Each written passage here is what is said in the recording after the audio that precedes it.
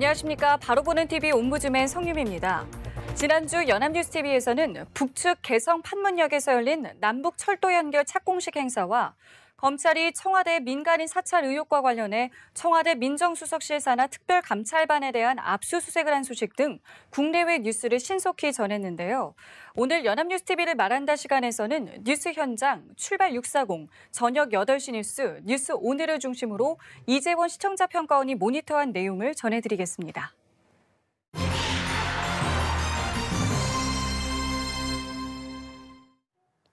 연합뉴스TV는 지난주에 수능을 치른 고등학생 3명의 목숨을 앗아간 강릉 펜션 일산화탄소 중독 사고를 다각도로 전했습니다.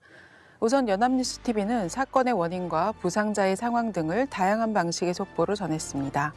12월 21일 뉴스 현장에서는 현장 연결로 부상을 입은 학생들의 치료 상황에 대한 브리핑이 진행되고 있는 강릉 아산병원을 실시간으로 연결해 강희동 권역응급의료센터장의 브리핑을 그대로 전했습니다. 강 센터장이 중환자실에 있는 2명의 학생의 치료 계획, 기관 삽관을 한 환자의 상태 등을 브리핑한 후 취재진의 질의와 이에 대한 응답까지 전해줬습니다. 퇴원 예정인 환자에 대한 질문, 치료 기간 및 합병증 우려 정도 등 다양한 질문을 여과 없이 전해주었습니다. 모바일에서 실시간으로 뉴스를 접하는 디지털 세대의 궁금증을 해소할 수 있도록 현장 연결을 적극적으로 활용한 점이 돋보였습니다. 24일 아침 시간 뉴스인 출발 640에서는 펜션 내 보일러 급기관에서 벌집이 발견되면서 사고 원인 규명에 속도가 나고 있다고 전했습니다. 한국가스안전공사와 국립과학수사연구원이 사고 펜션 보일러 급기관이 벌집에 막힌 사실을 확인했다고 밝혔다고 보도했습니다. 급기관은 바깥 공기가 보일러로 원활하게 공급되도록 하는 역할을 하는데 이물질로 막히게 되면 산소 공급이 원활하지 않아 불안전 연소가 일어나는 것으로 알려졌다고 전했습니다. 같은 날 저녁 뉴스 20에서는 강릉 펜션 사고 피해 학생들의 건강이 빠르게 회복되고 있다며 앞서 가장 먼저 의식을 찾은 학생 1명이 퇴원한 데 이어 24일 2명의 학생이 추가로 병원을 떠났다고 보도했습니다. 강릉 펜션 사고 피해 학생 7명 가운데 3명이 건강을 완전히 회복한 것이며 강릉 아산병원에는 2명이 남아 치료를 받고 있다고 부상자의 현황을 전했습니다.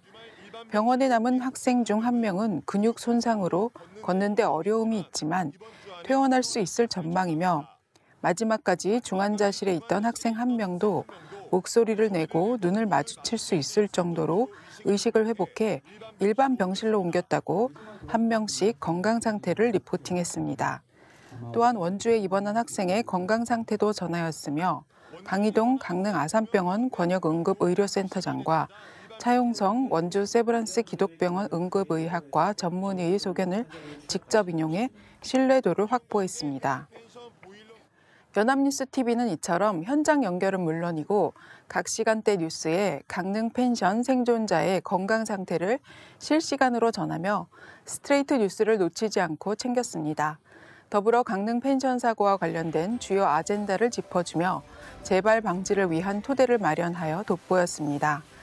먼저 21일 뉴스 오늘에서는 펜션 사고를 계기로 안전의 사각지대에 놓인 공유 경제의 문제를 제기했습니다.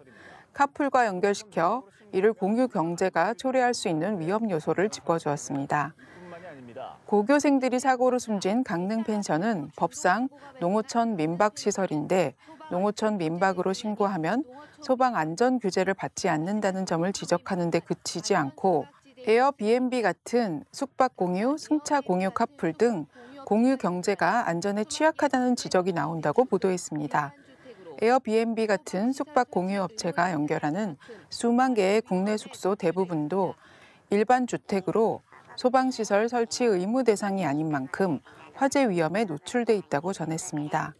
또 최근 뜨거운 감자가 된 카풀도 편리할 수는 있지만 안전만큼은 장담이 어렵다며 택시와 달리 운전자 자격도 없고 의무적 차량 안전 점검도 없다고 지적했습니다.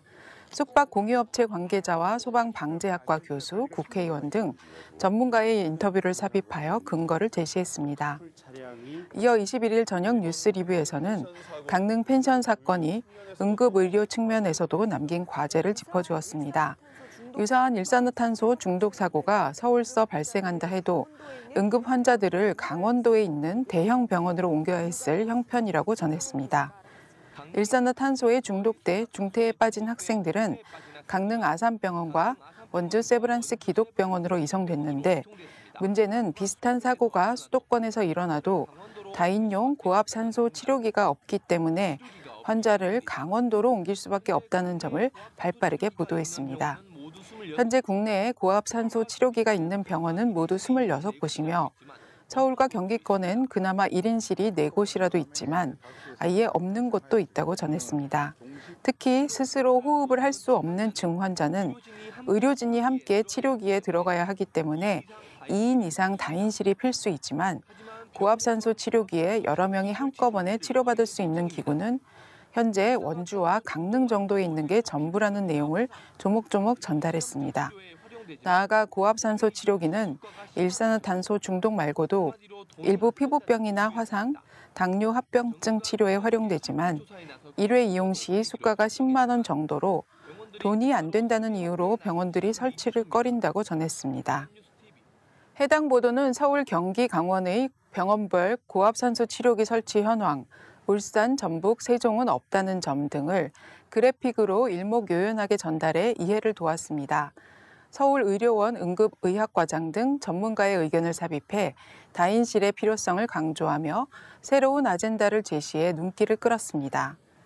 연합뉴스TV는 내년에 달라지는 정책도 부지런히 업데이트했습니다. 출발 640은 24일 정부가 전날 홍남기 기획재정부 장관 주재로 관계 장관들 간 비공식 회의를 열어 최저임금법 시행령 수정을 논의했다고 전했습니다.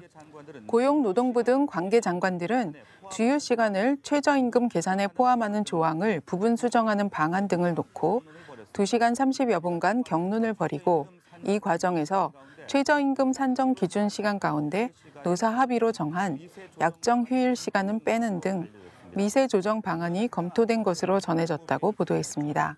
직장인들의 출근 시간대 뉴스인 출발 640에서 짧게라도 다뤄준 점이 바람직했습니다. 그런가 하면 뉴스 20은 24일 내년도 최저임금이 오르고 최저임금 산정에 주휴수당이 포함되면서 기업들이 최저임금 기준을 맞추려면 기본급을 포함해 최소 175만 원을 지급해야 한다고 보도했습니다. 현행 최저임금법에 따르면 최저임금 위반 여부를 따질 때 임금의 소정 근로시간을 나눈 금액으로 판단합니다.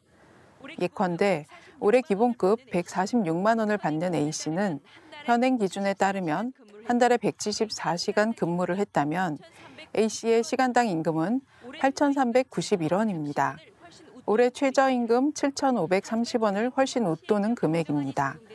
하지만 최저임금법 시행령 개정안이 적용되는 내년에는 달라진다며 내년에는 소정 근로시간뿐 아니라 유급휴일 시간도 포함돼 174시간에 35시간이 보태지며 A씨의 기본급이 동일하다고 가정했을 때 월 209시간 근로한 것으로 계산하면 시간당 임금은 6,966원으로 내년 최저임금 8,350원에 한참 미치지 못한다는 것입니다. 즉 기업이 규정을 위반하지 않고 최저임금 기준을 맞추려면 28만 5,100원을 더 주어야 합니다. 해당 보도는 내년부터 최저임금 산입 범위가 확대되면서 복리후생비와 정기상여금을 지급해오던 회사는 부담을 다소 덜 것으로 보이지만 변동상여금과 기타 수당이 연봉의 대부분을 차지할 경우 고액 연봉자일지라도 최저임금 기준에 미달하는 사례가 생길 수도 있다고 전했습니다. 일단 정부는 기본급이나 고정수당이 낮고 변동수당 등이 상대적으로 높은 임금 체계를 바로잡을 수 있도록 자율 시정 기간을 최장 6개월까지 줄 계획이라고 안내했습니다. 해당 보도는 내년에 달라지는 최저임금법 시행령 개정안 중 유급휴일 시간도 근로시간으로 상정해 최저임금을 계산해야 한다는 점에 관해 구체적인 사례를 제시하며 그래픽을 제시해 복잡한 내용을 쉽게 전했습니다. 하지만 다소 기업의 시각에서 최저임금 문제를 바라본 보도라서 아쉬웠습니다. 근로자 입장에서 변동상여금과 기타 수당이 높은 임금 체계를 바로잡는 방법이 있는지, 근로자가 얻는 것과 잃는 것이 무엇인지 등을 제시해 주었다면 보다 유용한 정보가 되었을 것입니다.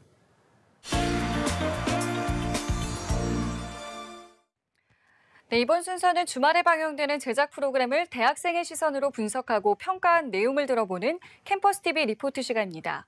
이번 주는 연세대학교 불어불문학과의 전나현 학생 나와 있습니다. 안녕하세요. 안녕하세요. 자, 지난주에 어떤 프로그램 모니터하셨나요? 네, 저는 지난 23일에 방송된 연합뉴스 TV 스페셜을 모니터했는데요. 연합뉴스 TV 스페셜은 매주 일요일 오후 7시 20분에 방송되는데요. 지난 방송에서는 연말연시를 맞아 우리나라의 음주 문화의 문제점을 파악하고 변화를 위한 방안을 모색했습니다. 자세한 모니터 내용 지금부터 전해드리겠습니다.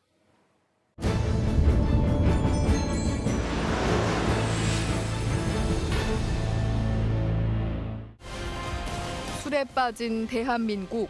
이번 방송에서는 음주로 인한 사회적 비용이 날로 증가하는 가운데 술의 위험성과 음주 문화 변화의 가능성을 짚어봤습니다. 먼저 서울 양천구의 한 파출소에서 60대 취객이 소란을 피우는 현장이 소개됐습니다. 경찰관들도 제지하기 힘들 정도로 난동을 부리는 상황이었는데요. 경찰관들한테 내가 진짜 내 조카는 이 사람은 경감이야. 연말을 맞아 매일 밤 경찰관들은 이런 소동으로 힘들다고 하는데요. 이러한 일이 벌어지는 이유는 지나친 과음으로 이성을 잃기 때문이라는데요. 걷잡을 수 없는 일들이 벌어집니다. 우리가 머릿속으로는 수많은 생각들을 양재진 정신의학과 전문의는 음주가 폭력성을 높이는 이유는 술이 자제력을 약화시키고 마지막에는 폭력적으로 변한다고 설명합니다. 욕을 하고 소리 지르고 폭언을 하고 물건을 집어 던지거나 때려 부시거나 합니다. 우리나라 작년 한 해 소주 판매량은 36억 3천여 병으로 전 국민이 소주를 3일에 한 병 마실 정도로 음주가 잦은 편이라고 합니다. 3일에 한 병꼴로 소주를 마신다는 건데요. 1960년대 박정희 손혜리 교수에 따르면 이러한 음주 문화가 자리 잡게 된 것은 1960년대 경제 개발이 한몫했다고 하는데요. 술집이 그 직장 주변에 많이 생기게 돼요. 노동 강도가 증가하고 술집이 많아짐에 따라 지금과 같은 음주 문화가 형성됐다고 합니다. 술집에서 음주를 하는 그런 특히 군부 독재 이와 더불어 수직적인 조직 문화의 여파로 아랫사람에게 음주를 강요하는 문화가 생겨났다는 것도 알 수 있었습니다. 한 잔 가득 따라 한 번에 한 잔을 모두 마시는 원샷부터 술을 섞어 만드는 폭탄주, 2차, 3차, 2, 3차로 이어지는 회식까지 이렇게 한국 사회는 술독에 빠져 허우적대고 있습니다. 한국에 살고 있는 우리나라의 건강하지 못한 음주 문화에 대해 국내에 거주하고 있는 외국인의 사례를 보여줬습니다. 선배랑 같이 들어 아침 업무 사이 음주를 하거나 새벽까지 술을 마시는 문화를 보고 놀랐다는 말을 들을 수 있었습니다. 고깃집으로 가서 그 선배가 소주 한 병 다 혼자서 마셨어요. 과도한 음주가 알코올 중독과 의존증으로 이어지는 경우 문제는 심각해지는데요. 작년에는 하루 약 13명이 음주로 목숨을 잃었고 1,800여 명, 하루 13명꼴입니다. 알코올 관련 장애 유병률은 전 세계 최고 수준에 달한다고 합니다. 나타났는데요. 전 세계 최고 수준입니다. 음주의 악영향 중 하나는 뇌에 치명타를 입힌다는 것이라고 하는데요. 치명적 뇌 손상을 입게 된다고 지적합니다. 실제로 알코올 중독자는 뇌의 부피가 줄어들어 인지 기능에 손상이 일어난다고 합니다. 뇌 전체적으로 부피는 줄어들고 기능을 하지 않는 뇌실은 넓어지면서 뿐만 아니라 자살이나 자해를 유발해 음주자 본인에게 문제를 끼치는 것은 물론 사회 안전을 위협하여 타인에게도 피해를 줄 수 있다고 하는데요. 되는 것으로 나타나고 있거든요. 전문가는 음주가 당연한 것으로 받아들여져 문제의식이 부족한 것을 문제점으로 꼽았습니다. 굉장히 심각한데 사람들은 잘 모르고 있는 것 같다는 생각이 듭니다. 사람들에게 음주의 위험성을 어느 정도 인지하고 있는지를 질문한 결과 많은 사람들이 알코올의 위험성을 경시한다는 사실을 알 수 있었는데요. 일단 우리나라에서 하루 평균 13명이 술 때문에 사망한다는 틀리다고 했는데 일단 그건 너무 많은 것 같고요. 특히 사람들은 지속적인 음주가 암 발생률을 높인다는 것을 가장 잘 알지 못했습니다. 술 먹으면서 발암물질이라고 생각 안 했었죠? 기분은 좋아지는데 발암물질까지는 생각을 안 했죠. 생각 안 해요. 우리나라 사람들은 특별히 음주에 강한 신체적 조건을 가지고 있는 것도 아니고 오히려 술을 분해하는 효소가 다른 민족에 비해 덜 분비된다고 합니다. 그럼에도 불구하고 술에 대해 관용적인 태도를 가지고 있는 것이 과음을 부추기는 요인이라고 합니다. 실수했지 하고 봐주는 문화가 있는데 아무리 술에 관대해도 타인의 생명까지 위협하는 음주운전은 금기시되고 있는데요. 사고 났는데 도망가요. 차가 이거 사고 났어요.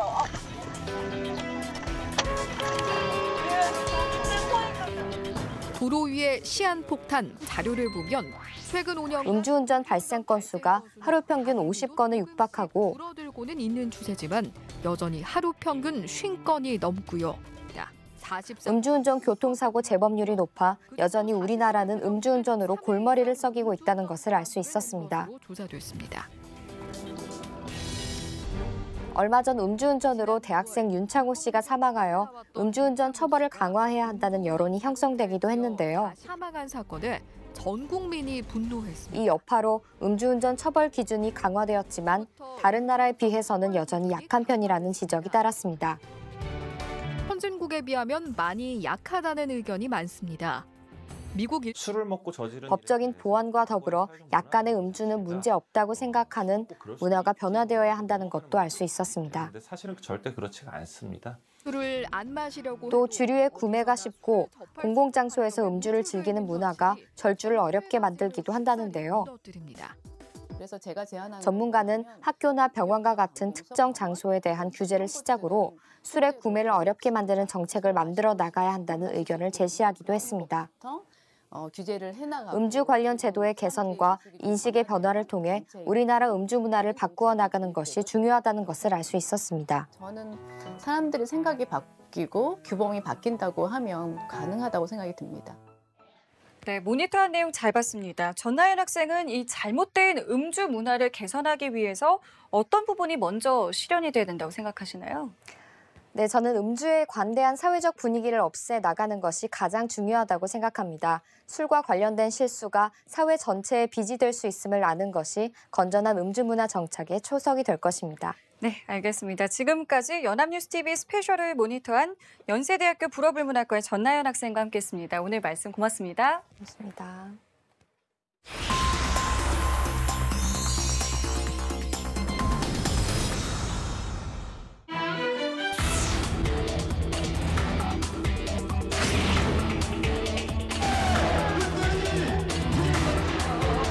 저희는 카풀 서비스 관련 현안에 대해 국회, 정부, 업계와 논의를 통해 결정할 예정이며 아무런 사전 협의 없이 일방적으로 시행된 카카오 시범 서비스를 비롯한 카풀 서비스 전면 중단이 진행되어야 합니다.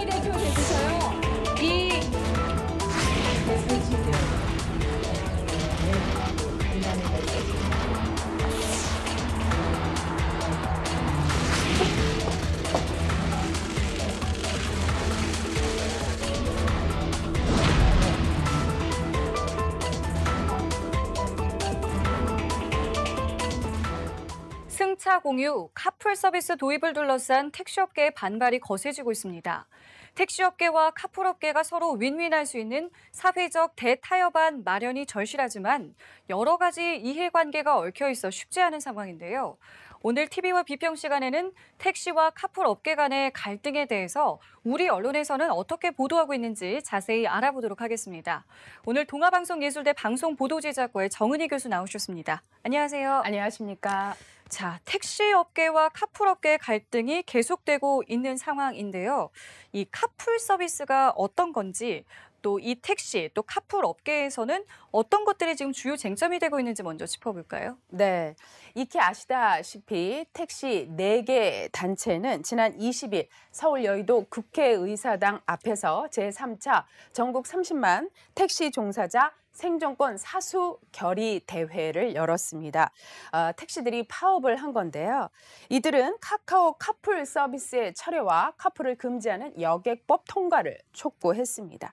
카풀 서비스를 설명을 드리면 카풀은 자가용을 가진 사람이 목적지가 같은 사람을 어느 정도의 금액을 받고 태워다 주는 서비스입니다.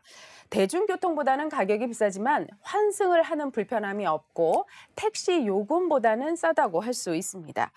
그렇기 때문에 이 카풀이 활성화될 경우 택시 기사들의 수입이 줄어든다는 것이 택시 기사들의 주장입니다. 그러나 택시는 파업을 했지만 보도에 따르면 현재 카풀 시범 서비스를 실시하고 있는 카카오 모빌리티와 플러스는 택시 파업일이었던 20일 홍보를 위한 이벤트를 진행을 했습니다. 이런 이벤트의 목적에는 택시업계 파업을 틈타서 카풀업계에 유리한 여론을 조성하기 위한 목적도 있다라고 언론은 해석을 하고 있습니다. 그리고 말씀하신 대로 이 업계가 정면 충돌이라는 파국을 막기 위해서는 사회적 합의가 필요한데요. 이 업계 충돌에 정치권도 나서고 있습니다. 그러나 갈등은 여전한 상황입니다. 보도에 따르면 한국당인 경우에는 여당이었던 당시에 현행 카풀 서비스의 탄생 근거가 되는 여객 자동차 운수 사업법을 통과시켰는데 야당이 된 뒤에는 카풀 정책을 비판하는 쪽으로 입장을 바꿨습니다. 한국당 조경태 의원은 여객 자동차 운수 사업법의 독소 조항인 제81조 1항을 반드시 폐지하겠다는 입장을 밝혔는데요. 해당 조항은 자가용을 유상으로 운송용으로 제거하거나 또 임대해서는 안 된다라고 되어 있지만 출퇴근 시는 승용차를 함께 타는 경우 예외로 할 수 있다라는 조항이 있습니다. 카카오 모빌리티가 출퇴근 시라는 이 예외 근거를 들어서 카풀 시범 서비스를 하고 있는 것입니다. 이에 택시업계는 업무의 다양화로 출퇴근 시간을 규정하기가 어렵기 때문에 사실상 카풀 서비스를 모든 시간에 할 수 있어서 이 조항을 폐지해야 한다라고 주장하고 있는 겁니다. 반면 더불어민주당은 21일 택시업계, 카풀업계 그리고 민주당 정부가 참여하는 사회적 대타협 기구를 만들어서 문제를 해결하겠다고 밝혔는데요. 한편 이러한 사태에 대해서 경향신문은 반쯤만 맞는 민주당, 한국당 카풀 책임 공방이라고 논평을 했고 동아일보는 카풀 반대 택시업계 의원 보좌관 카카오 스카우트 민주당 TF 못 믿겠다라고 언급하기도 했습니다. 네, 각각의 입장이 이러하다 보니까 사회적 대타협 기구가 만들어지는가에 대해서 이목이 집중이 되고 있는데요. 주요 의제 또 논의 전망에 대해서 보수 진보 언론은 어떻게 보도하고 있습니까? 네, 잠시 말씀을 드렸는데요. 민주당은 카풀과 택시업계의 상생 방안 마련을 위해서 사회적 대타협 기구를 만들겠다고 했습니다. 전현희 더불어민주당 택시카풀 태스크포스 위원장은 지난 19일 4개 택시단체 대표들이 사회적 대타협 기구에 참여하겠다는 입장이라고 밝혔는데요. 언론에 따르면 사회적 대타협 기구가 만들어진다면 가장 주요 쟁점은 카풀 허용 시간이 될 것으로 보입니다. 여객 자동차 운수사업법 81조는 자가용 승용차를 이용해서 운임을 받을 수 없도록 하면서도 출퇴근 시간은 예외로 규정을 하고 있습니다. 이 출퇴근때라는 시점을 두고 카풀업계와 택시업계가 이견을 보이고 있는 것인데요. 카풀업계는 출근, 퇴근 각각 한 번씩 하루 2번만 제한하도록 입장을 하고 있고요. 또 반면 택시업계는 아예 카풀 영업을 하지 말라고 강하게 요구하고 있습니다. 카카오 모빌리티 조사에 따르면 지난 9월 20일 오전 8시부터 9시 사이에 카카오 택시콜이 20만 5천 건이었던 거에 반해 이 콜에 응한 택시는 3만 7천 대에 불과했다면서 약 17만 명에 가까운 국민들이 택시 서비스를 이용하지 못했다고 밝혔습니다. 업계에서는 출퇴근 시간에 콜과 또 이에 응하는 택시의 비율을 6대1 정도로 보고 있는데요. 이 두 업계의 합의가 이루어진다면 두 업계 모두 수용할 것이라고 언론은 내다보고 있습니다. 실제로 오전 7시부터 9시 사이 그리고 오후 6시부터 8시 사이에만 가능하도록 한 법 개정안이 국회에 제출된 상태입니다. 또한 언론 보도에 따르면 카풀 때문에 택시들의 생존권이 위협받을 수 있다라는 지적에 대해서 택시 기사들이 어려운 것은 카풀이 아닌 산악금 문제 때문이라는 이야기도 나오고 있습니다. 현재 서울 법인 택시 기사들은 하루 평균 12시간을 일해서 월 평균 215만 원을 벌고 있습니다. 하루 얼마를 벌건 13만 5천 원씩 이 산악금을 낸 뒤에 남은 수익만 본인이 가져가는 구조인데요. 고정급 150여만 원에 하루하루 버는 돈을 합쳐서 본인이 가져가는 것인데 전체 수입이 최저임금에 못 미칩니다. 택시업계의 산학금 문제 때문에 택시 기사들의 처우의 열악성이 제기가 되고 있다고 지적이 있으면서 정부는 지난 14일 산학금 제도를 폐지하고 법인 택시 기사들에게 월급을 주는 방안을 추진하기로 했습니다. 네, 우리 언론에서는 이 승차 공유 산업에 대해서 주요 선진국의 사례를 통해서 어떻게 비교 분석하고 있는지 전해주시고요. 네. 혹시 보도에 문제점이 있다면 이 부분도 짚어주시죠. 네. 더불어민주당과 자유한국당이 이 카카오 카풀 서비스를 허용한 법률 개정안을 두고 공방을 하고 있지요. 카풀 허용 법안은 박근혜 정부 때 통과가 됐다는 민주당의 주장에 한국당은 허위 사실이라며 검찰에 고발하겠다고 얘기도 했습니다. 이 카풀 도입에 대한 택시 노조의 반발을 의식해서라지만 법률 개정안을 두고 여야가 검찰 고발까지 오늘하는 것은 극히 이례적이라고 언론은 해석을 하고 있습니다. 이렇듯 택시와 카풀 서비스의 이야기는 사실 갈등이 매우 심합니다. 여기 언론까지 갈등 분위기에 한몫을 하고 있습니다. 미국 동길 등의 선진국 사례를 제시하고 있기는 하지만 대안에는 부족한 모습입니다. 국내에서는 우버가 불법이지만 선진국뿐만 아니라 동남아시아에서는 우버 그리고 크랩 등 차량 공유 서비스가 이미 보편화된 것은 맞습니다. 미국의 경우 최대 카풀 업체 서비스가 2013년 공식 서비스를 출시한 이후 시장이 활발하게 성장을 하고 있고요. 우버가 GM과 손을 잡고 자율주행 택시 서비스를 준비하고 있다는 이야기도 들려옵니다. 이 자율주행 택시에 대한 보도도 여러 건이 있는데요. 우리의 실정과 맞기에는 조금 앞서 나간 부분이 많다고 보여집니다. 또한 우리보다 3년 먼저 카풀 서비스를 도입한 미국의 뉴욕의 경우 한 해 동안 일감이 없어진 택시기사 8명이 스스로 목숨을 끊었다라는 보도도 있고요. 공유 차량 격증에 따른 승차 공유 기사들의 불만도 많고 또 여타 산업 종사자들의 택시와의 역차별 문제도 있다라는 보도도 이어지고 있습니다. 보다 현실적이고 우리의 실정에 맞는 대안 제시 보도가 아쉬운 부분입니다. 파업과 도업계의 갈등을 제외하고는 보도가 적극적으로 이루어지고 있지 않습니다. 한편 이렇게 택시업계와 카풀 서비스 업계가 정면 충돌한 상황에서 주무부처 장관인 김현미 국토교통부 장관이 우리나라 택시를 우버처럼 만들겠다라고 밝히기도 했습니다. 우버급으로 서비스를 잘하는 택시를 만들겠다는 의미라고 언론은 보도를 하고 있는데요. 우버 시스템은 IT를 이용해서 이 차량을 부르고 결제하는 시스템으로 사전 예약 등 다양한 서비스가 가능합니다. 그러나 막대한 세금이 들 거라는 지적도 있는데요. 이에 대해 김 장관은 국내 택시가 우버처럼 질 좋고 다양한 서비스를 제공을 한다면 손님이 늘어서 수익이 늘고 완전 월급제를 추진하는 데 드는 비용을 충당할 수 있을 것이라고 언급했다고 언론은 보도하고 있습니다. 네.